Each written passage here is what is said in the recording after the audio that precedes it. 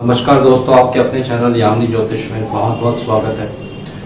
आज मैं आपको बताने जा रहा हूँ नाड़ी ज्योतिष की एक और अद्भुत विधि और अद्भुत टेक्निक, इसको आप कह सकते हैं। जिन बेटियों का विवाह नहीं हो पाता है या विवाह नहीं हो पा रहा है, क्या उसमें रुकावट आती है, क्या उसमें आपको उपाय करने चाहिए, थोड़ी थोड़ी जानकारी इसमें दूंगा और कुछ महत्वपूर्ण जो विधियां हैं आपको मैं इसमें बताने जा रहा हूँ। बहुत ही महत्वपूर्ण वीडियो है। कॉन्सेप्ट को समझने की कोशिश कीजिएगा। पूरी वीडियो पहले आराम से सुनिए। कॉन्सेप्ट जो मैं आपको बता रहा हूँ वो अगर आपको समझ आ जाएगा, उसके बाद फिर इसको 20 कुंडलियों 30 कुंडलियों जितनी भी कुंडली आपके पास है, जो स्त्रियों की कुंडली है, उन पर लगा के देखिए और फिर अपने नोट्स जो है बनाइए। बहुत अच्छे परिणाम आपको देखने को मिलेंगे। तो आइए वीडियो रन करते हैं। और वीडियो रन करने से पहले बहुत बहुत सबका धन्यवाद करना चाहता हूं जो लोग मेरा चैनल सब्सक्राइब कर रहे हैं। और आपकी सपोर्ट और सहायता से ही आज मेरे 27,000 सब्सक्राइबर्स हो चुके हैं और मैं आशा करता हूं ऐसे ही सब लोग सपोर्ट करेंगे। मेरा जो दूसरा चैनल है, जो मेरी सहयोगी हैं, वो उसको चलाती हैं एस्ट्रो सरिता के नाम से। अभी उसमें हम शॉर्ट वीडियोस ही डाल रहे हैं। तो ज्यादा से ज्यादा आप सब लोग हमें सपोर्ट करेंगे, एनकरेज करेंगे, हमें बताएंगे कि किस किस विषय में आपको वीडियोस चाहिए। तो ये बहुत आग्रह आया था मेरे पास कि नाड़ी ज्योतिष की कुछ टेक्निक्स बताई जाएं। जहां से मैंने नाड़ी ज्योतिष सीखी थी दोस्तों, भाग्यवश जिसको कहते हैं कि भाग्य जब अच्छा नहीं होता है, भाग्य जब साथ नहीं देता है, तो हाथ आई हुई चीज भी आपके हाथों से निकल जाती है। तो ऐसा ही कुछ मेरे साथ हुआ था, जिनसे मैं नाड़ी ज्योतिष सीखता था। हालांकि उन्होंने बहुत कुछ मुझे सिखाया, बहुत कुछ बताया, और जितना भी उन्होंने बताया उसको फिर मैंने अपने अनुभव से अपने अनुसार चीजों को और जो है परखा, देखा, अलग अलग कुंडलियों पे लगाया। लेकिन भाग्यवश उनकी मृत्यु हो गई जिनसे मैं नाड़ी ज्योतिष सीख रहा था। और जो बहुत महत्वपूर्ण चीजें थी, जो बहुत एक सीक्रेट उनके पास ज्ञान था, वो बीच में ही मेरा अधूरा रह गया, मैं सीख नहीं पाया। लेकिन जितना भी ज्ञान उन्होंने मुझे दिया, मैं धीरे धीरे आपके साथ साझा कर रहा हूँ। बहुत ही अच्छी विधियां हैं, इसको आप लगा के देखिए। तो आज बात करने जा रहे हैं स्त्रियों की कुंडली में पति के कारक, जैसे कि मैंने ऊपर यहाँ पे लिखा है। अब यह भी देखिए, मैंने थोड़ा सा चेंज किया है। बहुत से लोगों का मुझे कॉल भी आया था और ईमेल व्हाट्सएप भी आया था कि जो भी आप जिस भी विषय पे बात करते हैं उसको जरूर ऊपर लिख दिया कीजिए। तो मैं कोशिश करूंगा कि आने वाली जो वीडियोस होंगी, जो मेरे पास आप कमेंट्स देते हैं, जो आप मेरे को राय देते हैं, उसको मैं फॉलो करने की कोशिश करूंगा। तो आइए वीडियो आरंभ करते हैं। देखिए, एक चीज पहले मैं बहुत आराम से यहाँ क्लियर करना चाहता हूँ। ये वीडियो थोड़ी सी लंबे रहने वाली है और हो सकता है इसको मैं 2 वीडियोस में कवर करूंगा। पराशरी नियम और जो नाड़ी ज्योतिष के नियम होते हैं, ये बिल्कुल अलग अलग हैं दोस्तों। कुछ नियमों में कुछ जो उनके नियम हैं, कुछ जो उनके सूत्र हैं, जो विधियां हैं, वो कुछ बराबर हैं। जैसे दृष्टियां पराशरी में भी वही होती हैं, नाड़ी में भी वही होती हैं। और कौन सा ग्रह मैलेफिक होता है, शुभ होता है, ये भी पराशरी और नाड़ी में सेम होता है। लेकिन नाड़ी ज्योतिष जो होती है, ये सिर्फ गोचर के आधार पर चलती है। इसमें सिर्फ और सिर्फ गोचर लिया जाता है। 4 इसमें महत्वपूर्ण ग्रह होते हैं। गुरुदेव जिसको नंबर 1, शनिदेव नंबर 2, राहुदेव और केतुदेव नंबर 3। इन ग्रहों के आधार पर ही बहुत सारे फलित जो हैं नाड़ी ज्योतिष में किए जाते हैं। इसमें किसी तरह की दशा नहीं ली जाती है, अंतरदशा वगैरह नहीं ली जाती है, नवमांश वगैरह नहीं लिया जाता है। सिर्फ और सिर्फ लग्न कुंडली ली जाती है। कोई चंद्र कुंडली नहीं ली जाती है, भाव चलित कुंडली नहीं ली जाती है। लेकिन इसमें एक बहुत महत्वपूर्ण नियम है, अष्टक वर्ग। नाड़ी ज्योतिष और अष्टक वर्ग में बहुत से ऐसे फलित हैं, अगर आप वो सीख लेते हैं, उस पर प्रैक्टिस कर लेते हैं, तो एक एक दिन में क्या होने वाला है, उस घंटे में क्या होने वाला है, ये भी वहां से निकाला जा सकता है। तो ये बहुत ही थोड़ा सा विस्तार का विषय है, कभी आराम से इस पर चर्चा करेंगे। लेकिन अष्टक वर्ग आप जरूर सीखें, क्योंकि ये पराशरी जो ज्योतिष होती है, वैदिक जो हिंदू ज्योतिष है, उसमें भी बहुत महत्वपूर्ण भूमिका ये निभाता है। और नाड़ी में भी बहुत महत्वपूर्ण भूमिका जो है वो निभाता है दोस्तों।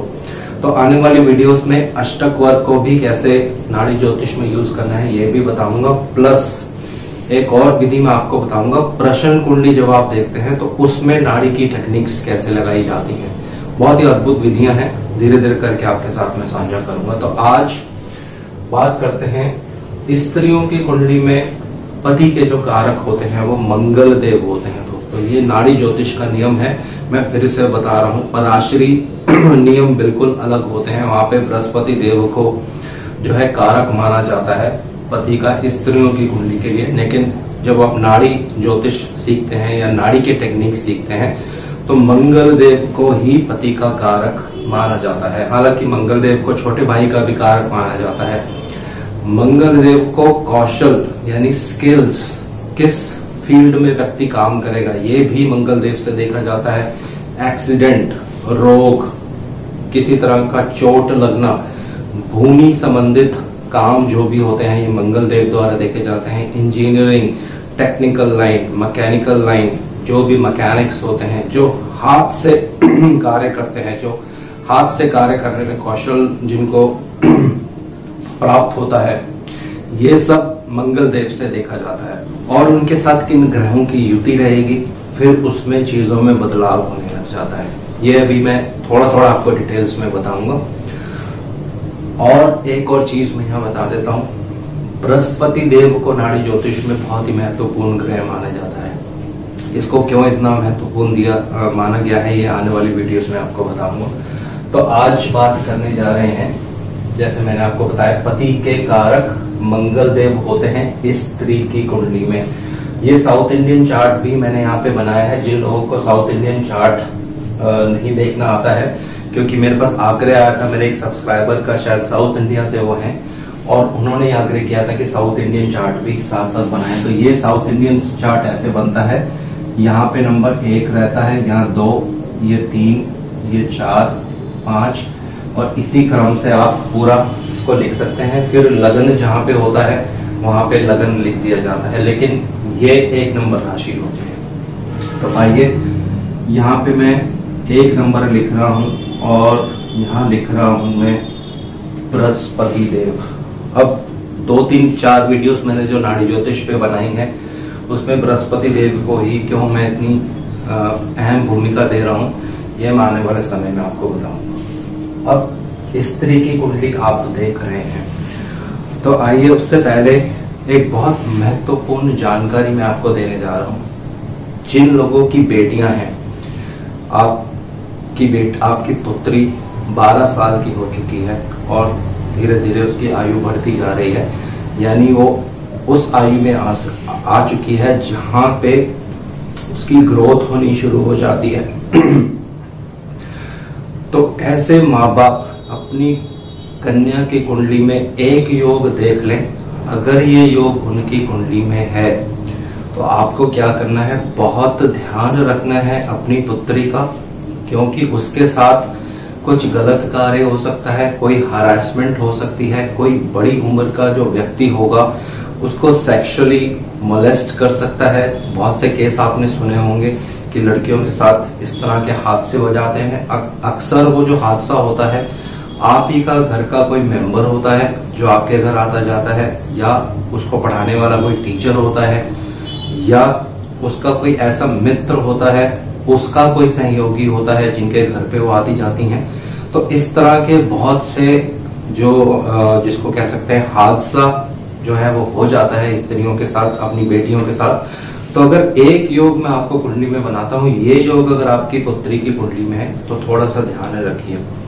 आपको देखना है आपकी पुत्री की कुंडली में मंगल देव कहाँ पे विराजमान है।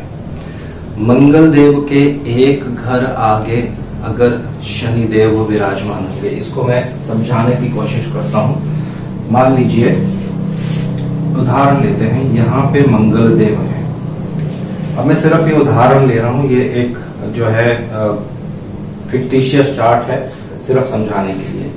आपकी पुत्री की कुंडली में मंगल देव यहाँ है, उनके एक घर आगे शनि देव हैं और उसके एक घर आगे शुक्र देव हैं।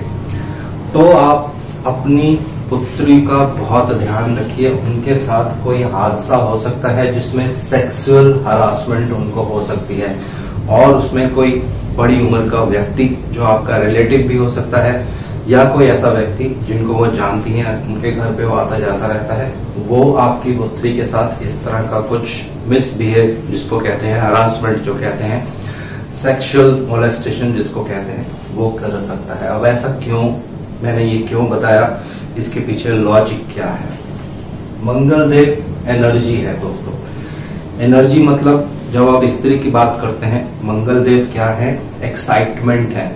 किसी चीज को देखते हैं तो मंगल देव जो है एक्साइट हो जाते हैं, जोश जिसको कहते हैं। इसके ऊपर एक वीडियो मैंने बहुत समय पहले बनाई थी, किस भाव में जब मंगल देव रहते हैं तो व्यक्ति को उस भावों से संबंधित चीजों को लेकर एनर्जी आ जाती है। बहुत से लोगों को शायद वो वीडियो समझ नहीं आई थी, इसका तात्पर्य आज यहाँ पे आपको बहुत पूर्ण रूप से क्लियर हो जाएगा।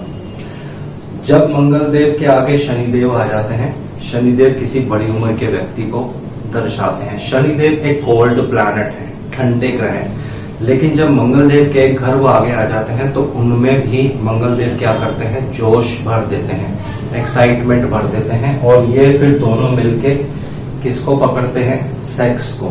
शुक्र सेक्स होता है स्त्री की कुंडली में, खासकर अगर ये योग है तो शुक्र सेक्स को दर्शाता है दोस्तों। तो अगर ये योग आपकी बेटी की कुंडली में है तो मैंने आपको बता दिया है, बहुत हाथ जोड़कर मैं सबसे आग्रह कर रहा हूँ, ये कोई भी व्यक्ति अपने आप देख सकता है, किसी देवज्ञ के पास आपको जाने की जरूरत नहीं है। सिर्फ आपको अपनी बेटी की लगन कुंडली देखनी है और ये पोजीशन देखनी है, ये है। तो जैसे ही वो 11-12 साल की हो जाती हैं और ग्रोथ होने लग जाती है उनकी, तो थोड़ा सा उनका ध्यान रखिए, चीजों को परखना शुरू कीजिए, किससे वो मिलती हैं, किससे वो बात करती हैं। अब एक और इसी के मिलते जुलते पुरुष की कुंडली में भी इस तरह का योग निकल कर आ सकता है। वो कैसे, पुरुष की कुंडली में भी सेम योग अगर ऐसा ही होता है, मान लीजिए कोई पुरुष जो है आपके घर पे बहुत आता जाता है, आपकी पुत्री है घर पर या आपकी बेटी है और वो जवान है, अभी 15-16 साल की है, उस पुरुष की कुंडली अगर आपको मालूम है तो उसके मंगल देव के आगे अगर शुक्र देव होंगे, तो यहाँ पे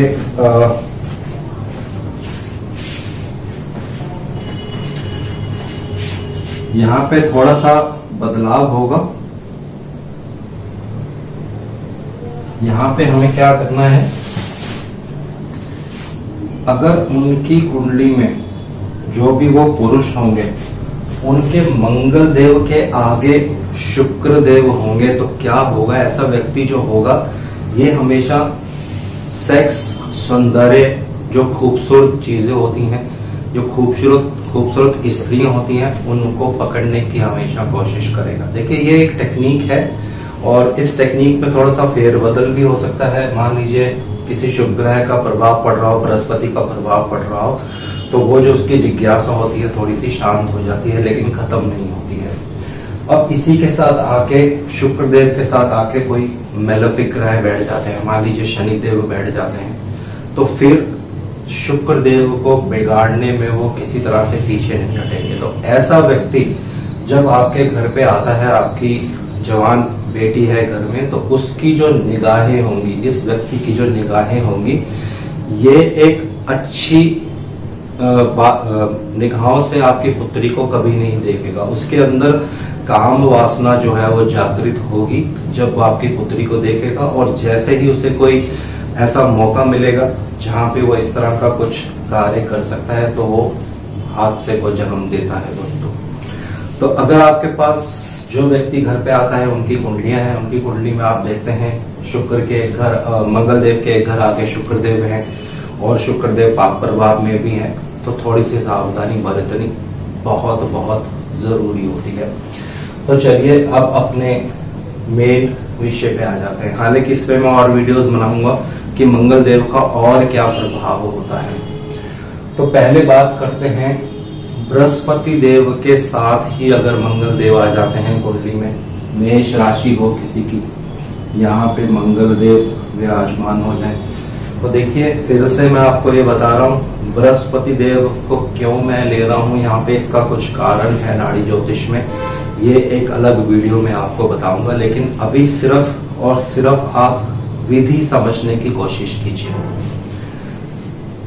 मंगल देव पति के कारक माने जाते हैं कुंडली में। सिर्फ एक ही चीज पे फोकस कर रहा हूं। बृहस्पति देव को नाड़ी ज्योतिष में क्या माना जाता है? Public personality.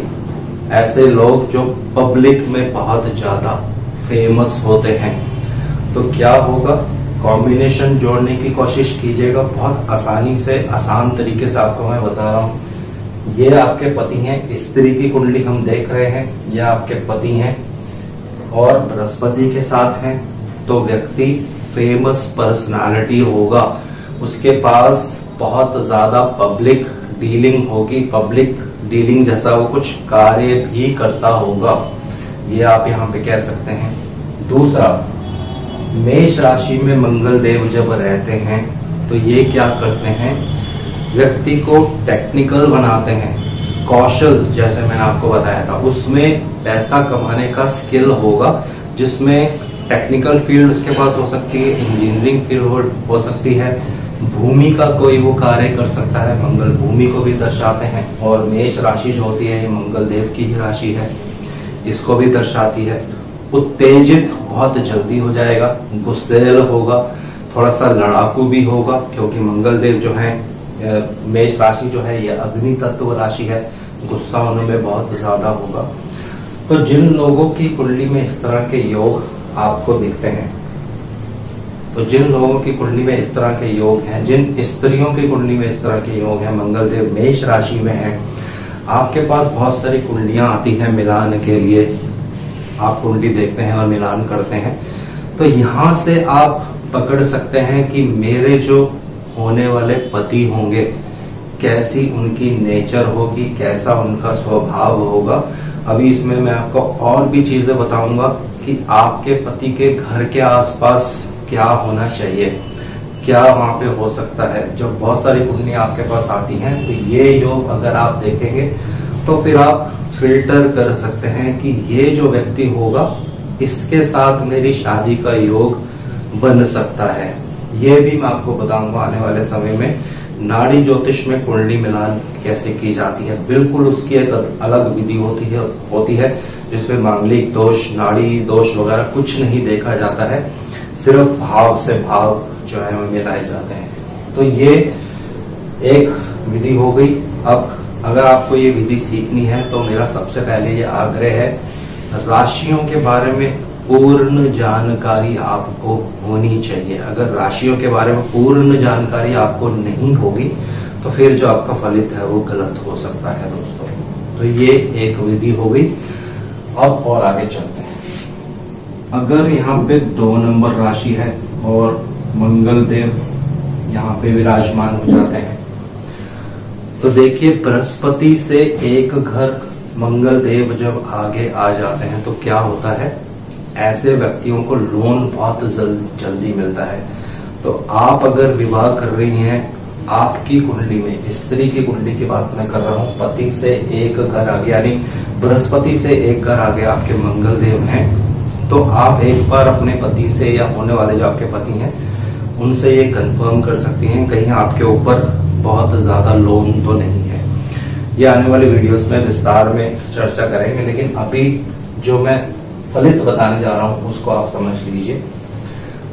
दूसरे भाव में मंगल देव, यानी 2 नंबर राशि में मंगल देव, 2 नंबर राशि क्या होती है, ये शुक्र देव की राशि है। पति देखने में बहुत सुंदर होगा, उसका जो चेहरा होगा वो बहुत आकर्षित होगा, मनी माइंडेड पर्सन, पैसा उसके जीवन में अहम भूमिका रखने वाला है दोस्तों। बोलने में थोड़ा सा वो हार्श होगा, बोलने में थोड़ी सी उसकी जो वाणी होगी वो तीव्र हो सकती है, क्योंकि 2 नंबर राशि जो है ये काल पुरुष की कुंडली में दूसरे भाव में आती है। तो ये सब चीजें 2 नंबर राशि में जब मंगल देव रहेंगे तो इस तरह का प्रभाव देखने को मिलेगा। अब बात करते हैं 3 नंबर की। बृहस्पति से तीसरे घर में जब मंगल देव रहेंगे, अभी सिर्फ एक फलित मैं बता रहा हूं, इसमें छोटे भाई बहन सर्जरी, एक्सीडेंट, भूमि, ये सब भी इसमें हम ले सकते हैं। आपका मकान कैसा होगा, कहाँ पे आप मकान लेंगे, कैसी भूमि आपको पसंद आने वाली है, ये कुंडली में मंगल देव बताते हैं दोस्तों। तो इस पे अलग से चर्चा करेंगे। तीसरा भाव, तीसरी राशि आप कह सकते हैं यहाँ पे बुध देव की राशि। अब मंगल देव जब बुध देव की राशि में आएंगे, आपके पति देव बहुत ज्यादा इंटेलेक्चुअल पर्सन बनने वाले हैं, बहुत ज्यादा इंटेलिजेंट वो होंगे। बुध की मिथुन राशि इंटेलिजेंस को दर्शाती है। घूमने फिरने का बहुत शौक होने वाला है। मीडिया लाइन से हो सकते हैं, जहां पे टेलीविजन, ये सब मीडिया, कम्युनिकेशन, क्योंकि 3 नंबर राशि जो होती है इन चीजों को दर्शाती है। मंगल देव पति के कारक है इस तरह की कुंडली में। तो आपके जो पति देव होंगे इस फील्ड से आ सकते हैं। अब बात करते हैं 4 नंबर राशि की। अगर मंगल देव कर्क राशि में होंगे, बहुत से लोग यहाँ कहने वाले मंगल देव तो यहाँ नीच के हो गए, पति देव अच्छे नहीं होंगे, लेकिन ऐसा नहीं होता है। मंगल देव जब कर्क राशि में रहते हैं, पति देखने में बहुत सुंदर होगा, बहुत समझदार होगा और इमोशनल बहुत होगा, इमोशंस उसमें बहुत ज्यादा होंगे। तो ये कुछ चीजें हैं जो आप नोट कर सकते हैं। इसको विस्तार में आने वाले समय में और बताएंगे। अगर मंगल देव किसी स्त्री की कुंडली में बृहस्पति से पंचम भाव में है, बृहस्पति लग्न में है, मैं बृहस्पति को लग्न कुंडली के हिसाब से आपको बता रहा हूं। अगर मंगल देव यहाँ पे हैं, स्त्री की कुंडली आप देख रहे हैं पंचम भाव में, स्त्री की कुंडली में बृहस्पति से पंचम भाव में अगर मंगल देव हैं, संतान में यह हमेशा कष्ट देगा। संतान उत्पत्ति में कष्ट हो सकता है, संतान उत्पत्ति में देरी हो सकती है। इस पे किन ग्रहों का प्रभाव पड़ेगा उसको लेकर फिर जो है फेर बदल कर सकते हैं, लेकिन एक ये साधारण नियम है, ये आप याद कर लीजिए। अब मंगल आ जाते हैं सिंह राशि में। सिंह राशि रॉयल प्लैनेट, राजा की राशि है, सूर्य देव की राशि है। तो व्यक्ति क्या होगा, बहुत ईगोइस्टिक होगा, घमंडी बहुत होने वाले हैं आपके पति देव। महत्वाकांक्षी, ऊंची ऊंची पदवी या ऊंची पोस्ट को पाने की महत्वाकांक्षा, इनसे आप जीत नहीं सकती हैं। घर पे पूरा डोमिनेंस जो है, पूरा कंट्रोल जो है इनका रहने वाला है। सिंह राशि डोमिनेंस की राशि मानी जाती है, राजा की राशि है ये। तो जब आपके पतिदेव इस राशि में आ जाएंगे तो फिर पूरे घर पे इनका ही कंट्रोल रहता है। अब इस पे किन ग्रहों का अगर प्रभाव पड़ेगा उसके अनुसार जो है थोड़ा सा फलित में फेर बदल हो जाएगा, लेकिन जो उनकी बेसिक नेचर रहेगी वो नहीं बदलती है। अब बात करते हैं, अगर मंगल देव 6 नंबर राशि में रहेंगे, बहुत बोलने वाले होंगे आपके पतिदेव, लॉयर हो सकते हैं, या ऐसे व्यक्ति जो बोटैनिकल फील्ड से होंगे, पेड़ पौधों से रिलेटेड कुछ कार्य जिसमें आते हैं, उससे रिलेटेड कुछ कार्य जो है वह कर सकते हैं। ज्यादातर जब मंगल देव बुध देव की 6 नंबर राशि में रहते हैं तो ऐसे व्यक्ति लॉ की तरफ जाना बहुत पसंद करते हैं, लॉयर हो सकते हैं। और जैसे मैंने आपको बताया बोटैनिकल, इन सब चीजों की तरफ भी जा सकते हैं। एक फलित मेरा यहाँ पे छूट गया है, मंगल देव जब मेष राशि में रहते हैं तो पति भूमि संबंधित कार्य भी करता है, लेकिन उसमें हो सकता है कि वो भूमि से रिलेटेड जैसे आर्कियोलॉजिकल सर्वेज वगैरह करते हैं, जो पुरानी इमारतें होते हैं उनका सर्वे करना, इस तरह की जो नौकरियां होती हैं वो भी वो कर सकता है, उसमें उसका इंटरेस्ट जो है वो हो सकता है। अगर बुध देव के या मंगल देव के साथ शुक्र देव या बुध देव आ जाएंगे तो इलेक्ट्रॉनिक्स या किसी तरह के भूमि के क्रय विक्रय के कार्य में मार्केटिंग करना, फिर जो है प्रभाव वहां पे बदल जाते हैं। अब मंगल देव अगर तुला राशि में है, अब जिन स्त्रियों की कुंडली में मंगल देव तुला राशि में है तो आपके पति जो हैं ये दूसरी औरतों की तरफ बहुत जल्दी आकर्षित होने वाले हैं, और अगर उनको मौका मिलेगा आपके घर में ही, या आपकी कोई छोटी सिस्टर, आपकी कजन सिस्टर और भी कोई आपके रिश्तेदार जो देखने में बहुत खूबसूरत होंगी, आपके पतिदेव बहुत जल्दी उसकी तरफ आकर्षित हो जाएंगे। और क्योंकि देखिए मंगल देव यहाँ 7 नंबर जो शुक्र देव की राशि है, जो सेक्स को दर्शाती है, बहुत जल्दी उनका रिलेशन भी उनसे बन जाता है दोस्तों। तो ओवर सेक्स्ड पर्सन होते हैं ऐसे जिनके स्त्रियों की कुंडली में मंगल देव अगर 7 नंबर राशि में रहेंगे तो आपके पतिदेव कि ये नेचर, ये व्यवहार हो सकता है। लेकिन एक चीज यहाँ पे बहुत अच्छी देते हैं मंगल देव, जब 7 नंबर राशि में होते हैं पतिदेव देखने में बहुत आकर्षित होंगे। बहुत सुंदर पति आपको मिलने वाला है जिसका चेहरा बहुत सुंदर होगा, और इसी सुंदरता की वजह से जो दूसरी स्त्रियां होंगी उसकी तरफ बहुत जल्दी आकर्षित हो जाएंगी। अब यहाँ पे बात करते हैं 8 नंबर राशि की। 2 मिनट का मैं ब्रेक यहाँ पे लूंगा। चलिए दोबारा से वीडियो आरंभ करते हैं। मंगल देव अगर वृश्चिक राशि में रहेंगे तो देखिए वृश्चिक राशि क्या है ये जानना यहाँ पे आपको बहुत जरूरी है। बहुत ज्यादा नॉलेज होती है ऐसे व्यक्तियों को, और उसी नॉलेज की वजह से, उसी ज्ञान की वजह से क्या होगा, घर पे झगड़ा होना शुरू हो जाता है। खासकर बृहस्पति से अष्टम भाव में अगर मंगल देव जब रहते हैं तो पति पत्नी में हमेशा तनाव रहता है। और यहाँ पे एक चीज मैं बताना भूल गया, बृहस्पति से अगर मंगल देव छठे भाव में है, स्त्री की कुंडली आप देख रहे हैं, तो पति पत्नी में हमेशा तनाव रहने वाला है दोस्तों। तो व्यक्ति जो होगा बहुत ज्यादा नॉलेज यहाँ पे रखेगा, जो ऑकल्ट साइंसेस होती हैं उनकी तरफ इसका बहुत ध्यान होगा। जो गुप्त ज्ञान होता है, दिव्य ज्ञान होता है, इन सब चीजों की, स्पिरिचुअल ज्ञान जो होता है, इन सब चीजों की तरफ उसका बहुत आकर्षण रहने वाला है। उसी आकर्षण की वजह से घर में क्लैश होगा दोस्तों। तो अगर मंगल देव आपके स्त्री की कुंडली में 8 नंबर राशि में है तो थोड़ा सा उसके उपाय वगैरह आप कर सकते हैं किसी अच्छे देवभूतिया से मिलकर। अब अगर मंगल देव 9 नंबर राशि में है तो ऐसा व्यक्ति क्या होगा, देश विदेश घूमने वाला आपको पति ऐसा मिल सकता है जो हमेशा घूमता ही रहेगा। वॉन्डरर जिसको इंग्लिश में कहते हैं। धनु राशि कालपुरुष की कुंडली में 9वें भाव में आती है, तो ऐसे व्यक्तियों की नेचर ऐसी हो जाती है और बहुत ही सिंपल लाइफ ये व्यक्ति जीने वाला है। अगर धनु राशि में आपके पति देव हैं, घर पे आएगा, खाना खाएगा, टीवी देखेगा और सो जाएगा, बस इससे ज्यादा उनके जीवन में कुछ नहीं होता है। घूमना फिरना ये सब इसको इस तरह से कोई जॉब भी ऐसी मिल सकती है जिसमें ये हमेशा घूमता फिरता ही रहेगा।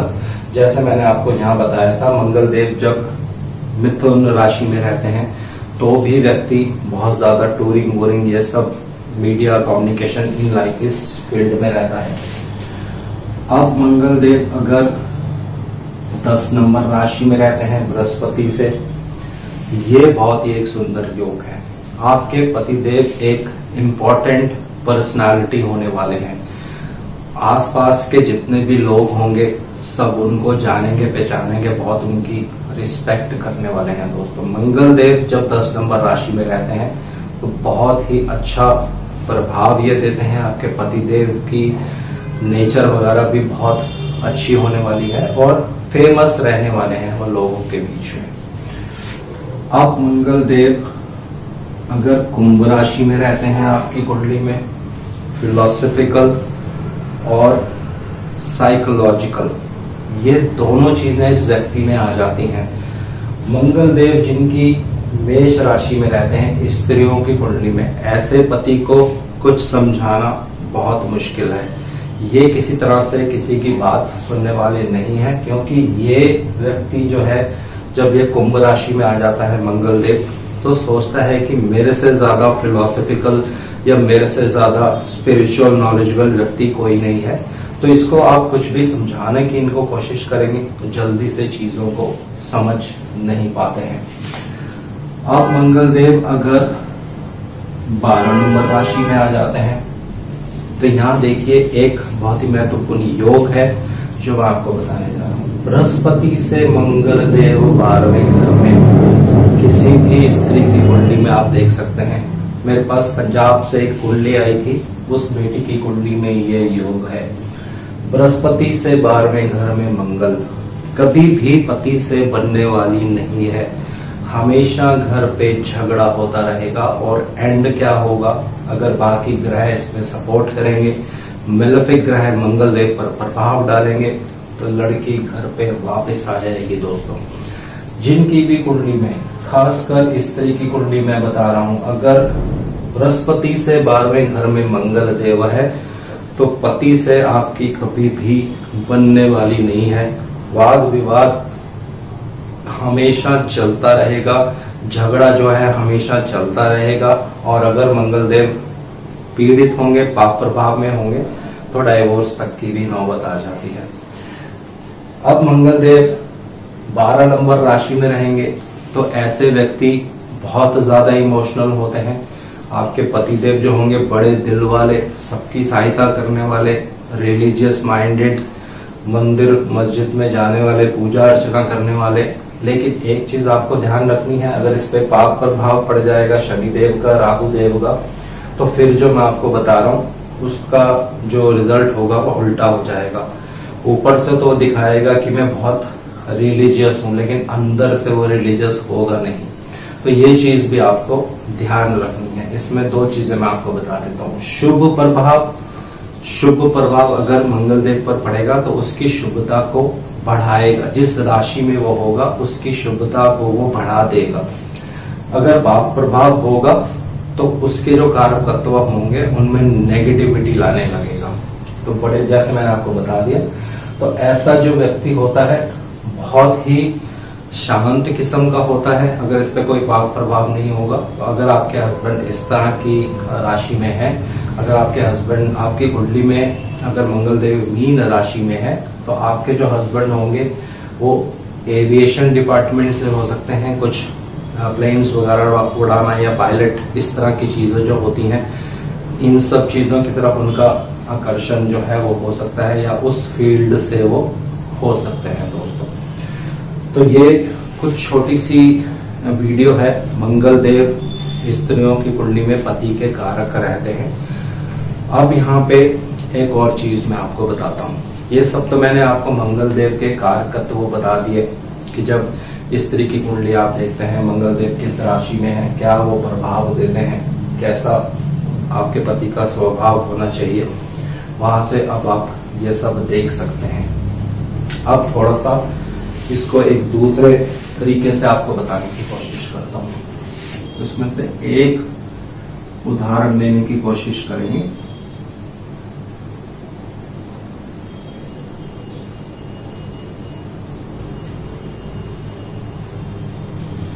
तो जो मैं समझाना चाहता हूँ यहीं से आ जाएगा। मान लीजिए किसी की कुंडली में मंगल देव यहाँ पे हैं,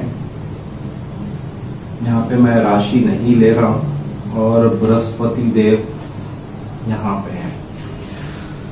अब किसी कन्या का विवाह नहीं हो रहा है तो आप उसकी कुंडली देखिए। अगर मंगल देव पर बहुत ज्यादा पाप प्रभाव है तो विवाह में देरी होगी। अगर शुभ प्रभाव है तो विवाह जल्दी होगा। शुभ और मेलेफिक दोनों प्रभाव हैं तो मध्यम आयु में विवाह होगा। मान लीजिए इस मंगल देव के साथ शनि देव आ गए तो विवाह में देरी होगी, विवाह में रुकावटें आने लग जाएंगी। रिश्ता फाइनल हो गया, कहीं पे बात हो गई, रिंग सेरेमनी हो गई, पता चलेगा लड़के वालों ने ही मना कर दिया, या किसी वजह से और कुछ रुकावट आ गई, रिश्ता टूट गया। दोस्तों, तो ये चीज आपको ध्यान रखनी है। ये चीज कुंडली में अगर आपको दिखती है, जिन ग्रहों का पाप प्रभाव मंगल देव पर पड़ रहा हो उन ग्रहों की शांति कीजिए, उसका उपाय कीजिए, तो विवाह जल्दी हो सकता है। विवाह में जो अड़चन आती है वो दूर हो सकती है।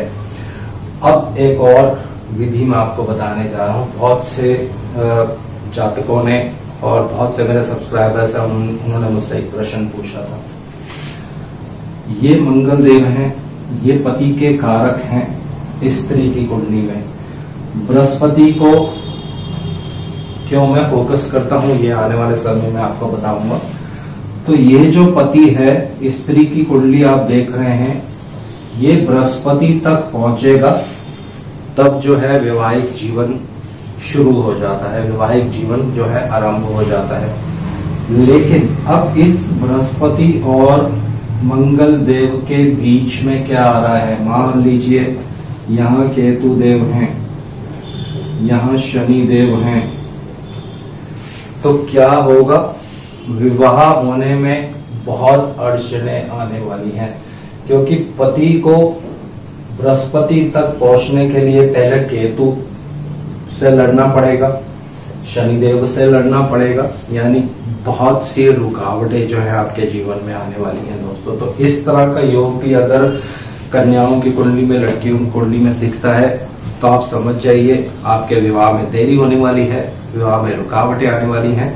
लेकिन उसके बाद अगर कोई पाप ग्रह नहीं है बृहस्पति के, फिर आगे कोई पाप ग्रह नहीं है, तो फिर जो है वैवाहिक जीवन थोड़ा सा शांत रहता है। इसमें भी एक और विधि है जिसको आने वाले समय में आपके साथ मैं साझा करूंगा कि जब विवाह हो जाता है तो मंगल देव के आगे जितने ग्रह रहेंगे वो पापी ग्रह होंगे। तो जैसे ही विवाह होगा आप देखेंगे घर पे समस्याएं चालू हो जाती हैं।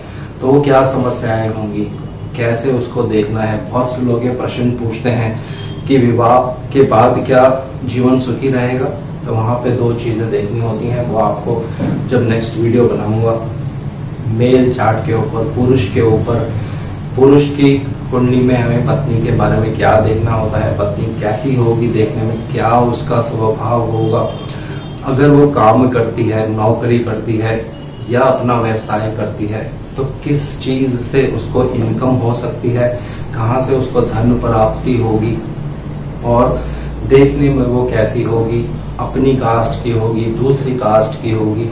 ये सब चीजें नाड़ी ज्योतिष में पता चल जाती हैं दोस्तों। तो एक एक करके धीरे धीरे मैं इसको वीडियोस को बना रहा हूँ, बहुत आराम से मैं चीजों को समझाने की कोशिश कर रहा हूँ। एक चीज को 2 या 3 बार मैं दोहरा भी रहा हूँ क्योंकि ये ऐसे नियम हैं, अगर आप इस पे प्रैक्टिस करते जाएंगे, कुंडलियां देखेंगे, प्रैक्टिस करते जाएंगे, तो आपकी जो परफेक्शन है, आपकी जो पकड़ है ज्योतिष में बढ़ने लग जाएगी दोस्तों। तो अब अगली वीडियो में आपको मैं बताऊंगा स्त्री की कुंडली से ही कैसे हमें पता चलेगा कि पति के घर के आसपास क्या हो सकता है, वहां पे क्या होगा। तो जब आपके पास कुंडली मिलान के लिए आती हैं, 4-5 कुंडलियां आपके पास मिलान के लिए आती हैं, तो उसमें से फिर आप देख सकती हैं कि ये जो व्यक्ति होगा यहाँ पे मेरा रिश्ता होने का बहुत ज्यादा स्कोप है। तो आज इस वीडियो को यहीं विराम दे रहा हूं और ये वीडियो बहुत लंबी हो गई, उसके लिए थोड़ा सा क्षमा भी मांगूंगा। जय श्री।